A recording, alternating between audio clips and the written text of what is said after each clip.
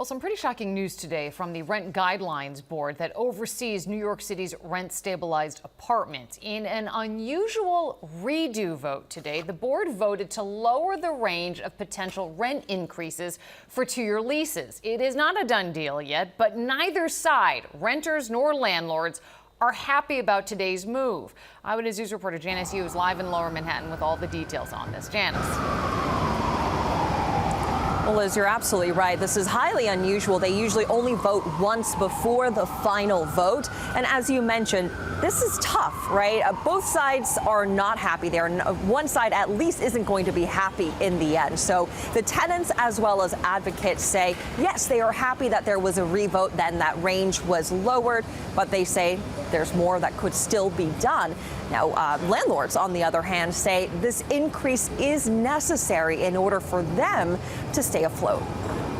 And with that, the motion carries 5 votes to 3 and 1 not present. In an unusual move, the board tasked with adjusting the rent for nearly 1 million rent-stabilized apartments in New York City met for a revote.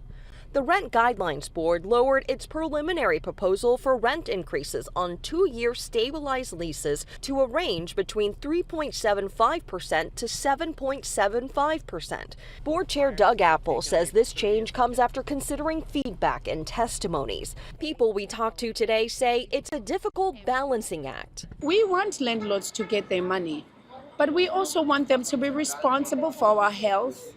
We also want them to be responsible for our safety as well. You don't want to live in an apartment that is falling apart and yet the landlord is charging you so much money. Tenants and advocates are happy to see the revote, but some argue the proposal still isn't low enough. That's not enough. Tenants this year need a rent freeze when we've had unprecedented increases in landlord profit, 12% from the previous year. Landlord profits are up and tenant wages and tenant experience is down. This vote comes at a crucial time as Mayor Eric Adams, who appointed the 9-member board, is campaigning against other mayoral hopefuls, some of whom are promising to freeze rent. Adams maintains there needs to be a balance. It can't be too high. The range they had, I think they're going to 7.75%. That is just far too unreasonable.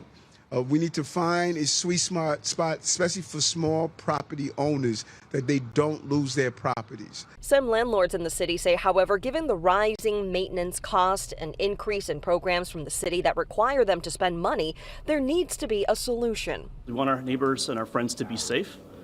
We want our tenants to be happy and live in good homes. But those programs come with a cost. If we would like those programs to exist, we either need the city and state to fund them, or we need to reconsider whether those are more important than affordable rents. Well, again, keep in mind, this was just a redo of that first preliminary vote. So the final vote is expected to take place on June 25th. And after that, whatever they decide, that will go into effect in October. In Lower Manhattan, Janice Yu, Channel 7 Eyewitness News.